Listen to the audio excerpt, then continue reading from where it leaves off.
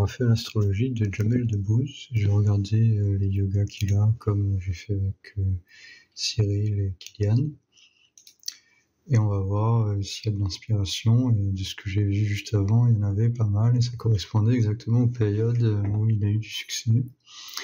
Du coup, alors, on va voir les yogas. Du coup, le yoga, ça va être le maître de la 5e, Mars et Jupiter principalement, qui vont donner les yogas.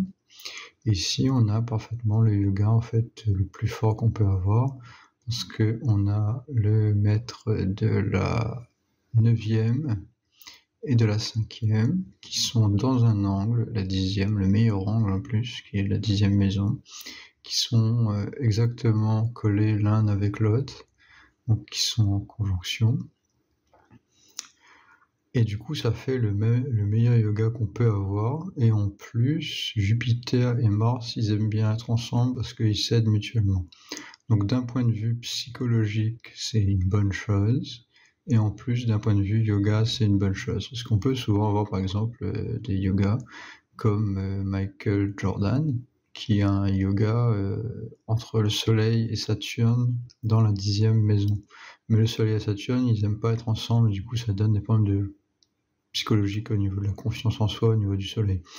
Du coup des problèmes à être masculin. Mais comme il a un yoga, ça aide quand même. Mais ici, on a un bon placement dans les deux sens, c'est-à-dire qu'on a un yoga et en même temps, on a Jupiter et Mars qui sont ensemble. Et Jupiter et Mars ensemble, c'est un yoga en lui-même, parce que ça donne de la richesse quand Jupiter et Mars sont ensemble. En plus, Mars, il est bien placé ici, dans le signe de Bélier, parce que c'est son propre signe. Mars, Bélier, c'est le signe de Mars. Du coup, il est bien placé. Si on regarde ici, on a Mars qui est dans son propre signe, c'est écrit ici.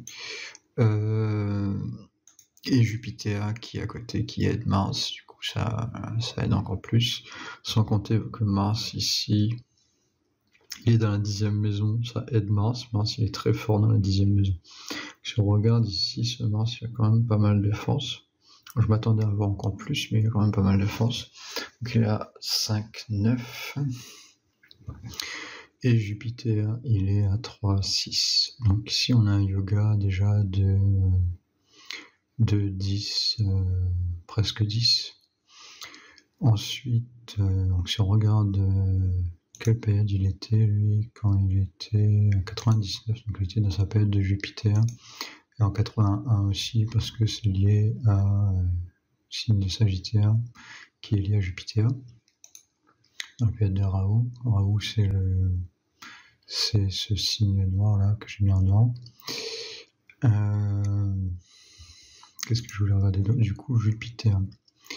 Ici, il a 3,6, il est aidé par Mars de 5,7, donc c'est presque toute sa force, si je me trompe, presque. Donc ici, on est presque à 10. Il est gêné par Vénus de 2,4, donc c'est pas un yoga qui est parfait, il est un peu gêné ici. La Lune, elle aide de 2,8, et le Soleil, il est neutre. Donc ici, on a 2,6 plus... on était à combien ? On était à 8, je crois, parce que ça, donc plus 2, ça fait environ 10. On a un yoga de 10 de force, on a quelqu'un qui est très inspiré. Donc l'inspiration qui est liée à Mars et à Jupiter, donc la 5e maison et la 9e maison, donc ça donne un yoga de Dharma. Quelqu'un qui est inspiré, qui est inspiré pour faire son dharma. Donc son dharma est lié apparemment à être comique. Ici, je vois pas trop la liaison entre pourquoi il est devenu comique ici par rapport à ce placement-là. C'est un peu particulier. Généralement, Jupiter et Mars, ça donne des personnes qui sont très bosseurs et très actifs. Donc ici, c'est un peu particulier. Après, c'est peut-être parce que au fait que c'est dans la 6e maison sans Rahu, du coup ça donne un peu un côté paresseux, ça. Du coup, on a la Lune aussi. Il suffit de regarder aussi. C'est un peu comme Kylian Mbappé, en fait. C'est ce placement qu'il a, en fait. Regarde Kylian Mbappé, il a 4 planètes sur les angles. Donc, souvent, quand on a des personnes qui ont des planètes sur les angles, on a des possibilités d'avoir des des yogas forts apparents, du moins plus de chance. Ici, lui, il a ses 4 planètes sur les angles. Bon, Saturne est mal placé ici, mais il forme un yoga quand même parce qu'il est maître de la 7e maison. Et du coup, c'est peut-être pour ça qu'il est comique, parce que la 7e maison, c'est la maison du public, et qu'il a tendance à se rabaisser. Donc Saturne sur l'ascendant, ça donne un manque de confiance en soi. Et ici, le soleil il est éclipsé, donc ça donne un manque de confiance en soi aussi.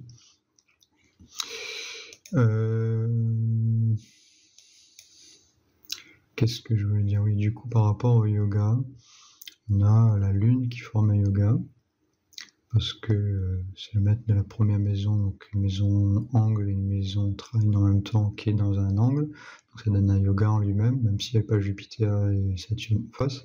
Le fait qu'il y a Jupiter en face, ça fait un yoga aussi. Il y a Mars qui est en face, ça donne un yoga. Il y a Saturne aussi qui influence, j'imagine, la Lune. Et ça fait un yoga. Donc, bon, même si le Saturne, lui, n'a pas beaucoup de force, parce que comme il est sur l'ascendant, ça crée plus de problèmes que d'aide. Mais ça forme un yoga quand même. Du coup, voilà pour ce yoga. Après, j'imagine qu'il y a peut-être d'autres yogas ici. Encore yoga. Donc, ça, c'est un peu la même chose que ce qu'avait Cyril Hanouna. Donc, on a Jupiter dans un angle depuis la Lune et aspecté par un bénéfique. Donc, on a Jupiter dans un angle en face de la Lune parce qu'ils sont en opposition. Bon, après, aidé par un bénéfique, c'est pas vraiment le cas. Moi, c'est Jupiter qui est bénéfique et Mars qui aide un peu, mais bon, c'est pas vraiment des bénéfiques. Et on a la même chose ici. Jupiter dans un angle par rapport au Lagna, donc par rapport à l'ascendant, donc on est dans un angle. Le 10th floor d'un angle bénéfique, donc Mars qui est le maître de la 10e maison qui est avec Jupiter qui est un bénéfique. Donc ici ça forme un yoga, donc ça aide encore plus sa période de Jupiter et de Rahu parce que c'est lié à Jupiter. Jupiter dans un angle in the 11 from Mercury and Jupiter in an angle from the Moon. Il est dans le 11 depuis Mercure. 1, 2, 3, 4, 5, 6, 7, 8, 9, 10, 11. En effet. Sadhara Matcha Yoga. Je n'ai jamais vu celui-là. Ah, c'est notre roman. When you take particular care of the wise son relative vertu, la femme souveraine, préceptant, ouais, en effet. Bon, ça c'est banal. Maléfique in the Lagna, donc il a le même chose que Cyril Hanouna. Maléfique in the Lagna, c'est tous les problèmes qu'il a par rapport à son passé d'un peu de personnes qui étaient dans les banlieues, etc. Donc quelqu'un qui était considéré comme mauvais et qui, comme il avait un yoga, quand le yoga il est apparu, ça a changé sa vie. Mais même à partir de 6 ans, il devait, parce que en fait, Rahu, la période de Rahu, c'est une période très dure, même si un yoga, ça va être une période très difficile, comme il avait Saturne sur l'ascendant, certainement il devait avoir quand même plein de problèmes dans sa vie. Mais le fait qu'il y avait ce yoga-là, il a eu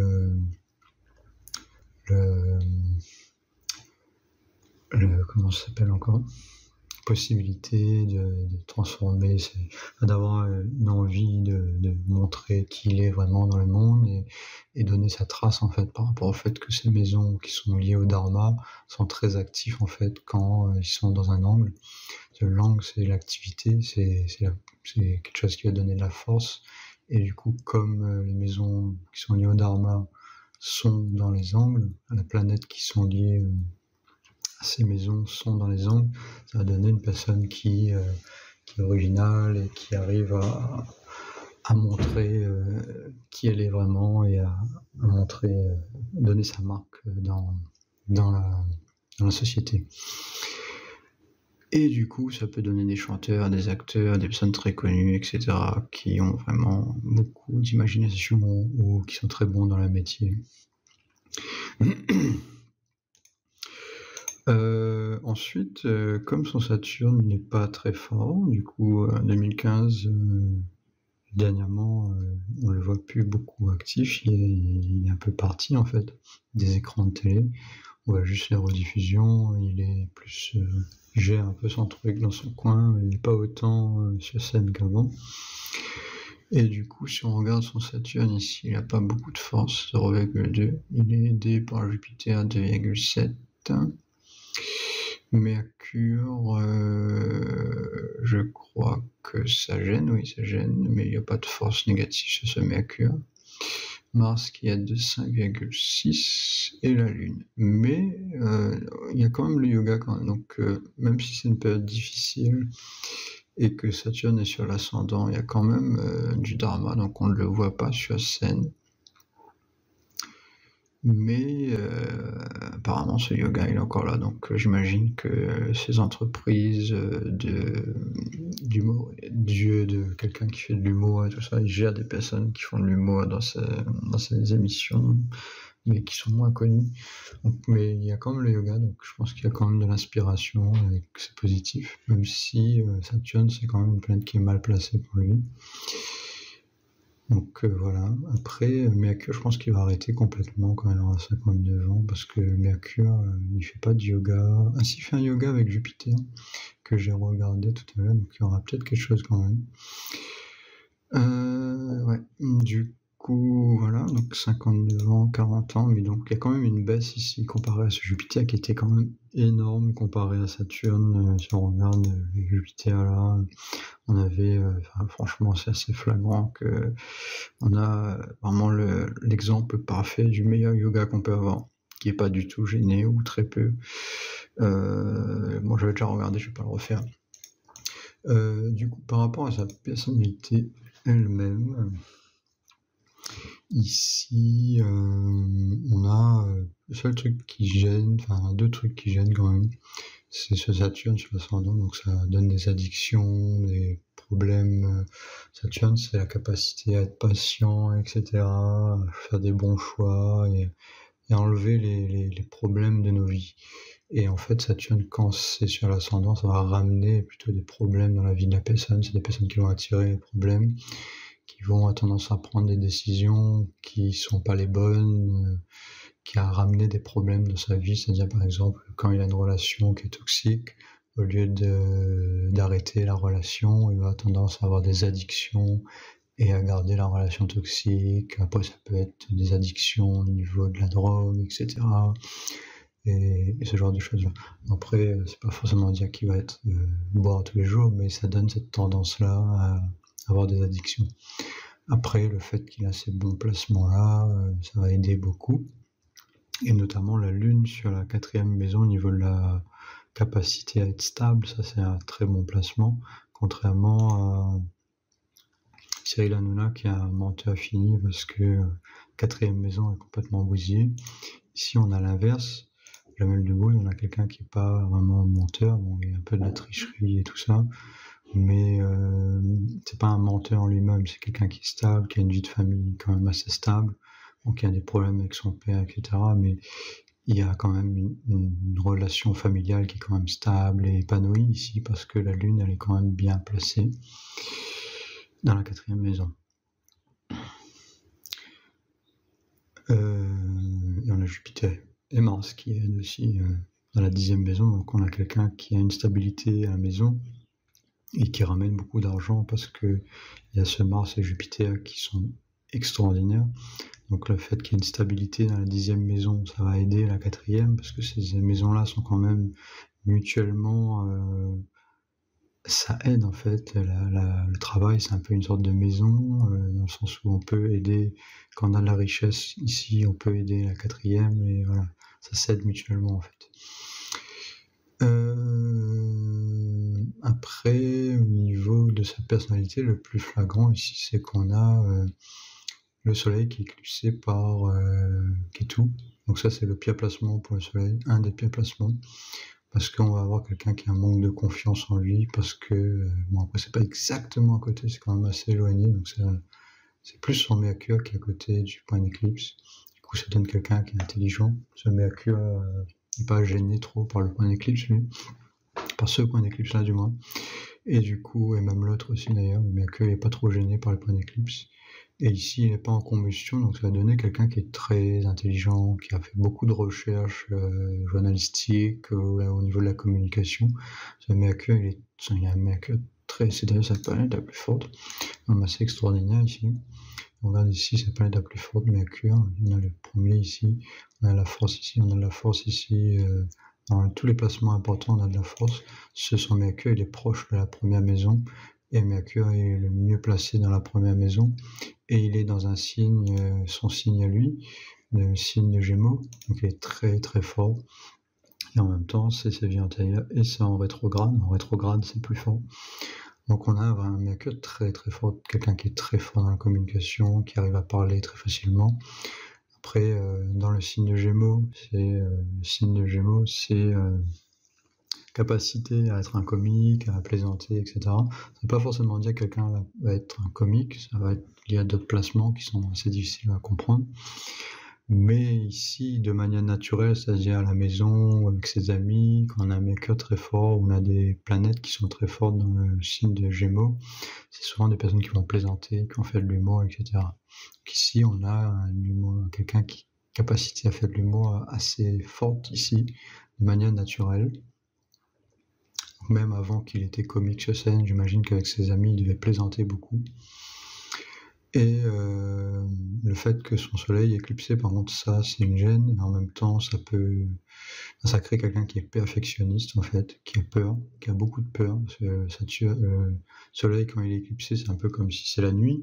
Quand c'est la nuit, on a un peu peur, on n'a pas autant de confiance en nous que quand le soleil est en plein zénith et que le soleil est normal. Quand le soleil est éclipsé, ça donne quelqu'un qui a un manque de confiance en lui, qui est hyper perfectionniste, parce que ça veut dire que c'est quelqu'un qui a travaillé beaucoup sur son soleil dans les vies antérieures. Et le soleil, c'est le côté divin, c'est la perfection. Du coup, quand c'est éclipsé par le Ketu, ça donne quelqu'un qui veut être parfait dans tous les domaines, et qui du coup veut en faire trop, et qui du coup va avoir des échecs assez flagrants au niveau de son côté masculin. Il y a que dans les relations, il va avoir du mal à montrer qu'il est capable de faire, et il va souvent avoir des échecs. Et ça, c'est un placement qu'il ne faut pas avoir pour être en couple, parce qu'on va avoir des difficultés à être en couple avec ce soleil qui est éclipsé pour un homme. Et du coup, voilà, après, donc au niveau de sa personnalité, on a quand même quelqu'un. Il ne peut pas trop avoir confiance en lui. Pareil, quand il faisait la série H, on voit qu'il joue un personnage qui est limite borderline, qui joue le rôle d'une personne qu'on peut pas faire confiance, qui est en train de tricher constamment, qui est gentil quand même, c'est pas quelqu'un de méchant. Ce qui se voit aussi dans sa lune ici qui est bien placée, donc c'est quelqu'un qui est gentil, mais c'est pas quelqu'un qu'on peut faire confiance, c'est quelqu'un qui va tricher en fait, parce qu'il y a le soleil à côté du point d'éclipse. Donc c'est la même chose que le comique que j'avais fait d'ailleurs, mais que je me souviens plus du nom. C'est un jeune là, avec les cheveux bouclés là, qui fait des films avec des enfants. Bon, je vais mettre sur l'écran quand je vais me rappeler. Et du coup, il a le soleil éclicé lui aussi, mais dans la 5e maison. Et pareil, il fait des films. D'ailleurs, ils ont fait des films ensemble, je suis bête. Bon. Ils ont fait des films ensemble avec, je crois que c'était sur l'Égypte ancienne, non, avec Astérix, Obélix, un truc du genre. Ils ont fait des films ensemble du coup, et pareil, les deux, ils font des rôles de personnes qui sont un peu tricheurs, qui sont un peu manipulateurs, mais d'une manière gentille, et qui du coup sont des personnes bonnes au fond, mais qui sont pas fiables et qui sont constamment en train de tricher, etc., qui sont des vendeurs de fortune ou des petits trucs de tricherie qu'on fait, mais gentillés, c'est pas méchant, mais qui sont des tricheurs quand même. Et du coup, ils jouent ces rôles-là dans leur sketch ou dans leur film. Et du coup, ça se voit d'une manière assez flagrant. Après, lui, il a Saturne sur l'ascendant, donc pareil, ça donne un côté un peu personne qui est pas fiable, quelqu'un qui ramène des problèmes, qui a des traumas, etc., qui a une vie difficile, qui est un peu traumatisé par la vie. Et du coup, voilà, qui n'ont pas trop de chance, etc. Donc, c'est des personnes qui vont se réduire, qui vont jouer des rôles de comiques, où ils vont être des personnes qui sont mal famées, mais pas d'une manière méchante, mais c'est-à-dire qui vont être la personne qui se font taper dessus, en quelque sorte, quoi, les petits nains de jardin qui n'ont pas beaucoup de force et qui jouent des rôles de personnes qui se dégradent, qui rient d'eux-mêmes et qui sont constamment en train qui montrent des personnes qui n'ont pas de confiance en eux, qui n'ont pas d'autorité masculine et qui se font pas écouter du tout, qui n'ont pas d'autorité, qui n'ont pas de leadership. Parce que ici, le leadership, il est complètement éclipsé, donc c'est des personnes qui vont se faire malmener dans la vie constamment, que ce soit au collège, au lycée. C'est des personnes qui, quand tu es avec eux, tu as envie de les pousser limite tellement ils sont faibles. Ça te donne cette impression-là de faiblesse en fait forte, qui du coup, quand tu vois la personne, moi j'avais vu un flic qui avait le soleil éclipsé, et quand je l'ai vu et qu'il m'a dit qu'il était flic, gendarme ou policier, j'ai plus un des trois, et du coup, quand il m'a dit ça, je fais ça se voit pas du tout, parce que il n'y a pas de force masculine, en fait, il n'y a pas d'agressivité qui ressort. Enfin, il peut y avoir de l'agressivité par rapport à Mars, tu vois, mais il n'y a pas de force masculine qui protège la personne, et limite, t'as envie de le pousser parce que tu vois, quand c'est pas, il n'y a pas de force, en fait, t'as envie de le taper, limite. Ah, ça donne cette envie-là, à la limite, parce que tu sais que tu serais capable de le faire, en fait, d'une manière assez facile. Bon, moi, c'est l'impression que j'ai, hein, mais ça peut être différent pour chaque personne. Du coup, voilà, donc c'est souvent des personnes qui vont se faire taper dessus quand ils sont au lycée ou au collège, même si, bon, parfois ça peut cacher des choses quand même si le soleil est éclipsé, on peut avoir quand même une force ailleurs, notamment Mars, etc., qui fait que c'est des personnes quand même qui sont quand même coriaces. Donc, faut se méfier un peu quand même. Du coup, voilà, pour Jamel Debbouze, donc un Mercure très fort, donc une personnalité, un comique, quelqu'un qui est capable de faire de l'humour assez facilement. Et ces yogas-là qui sont extraordinaires, qui fait que c'est pas juste un comique à la maison, mais un comique qui a montré son talent sur scène. Du coup, voilà, pour Jamel Debbouze, une astrologie intéressante.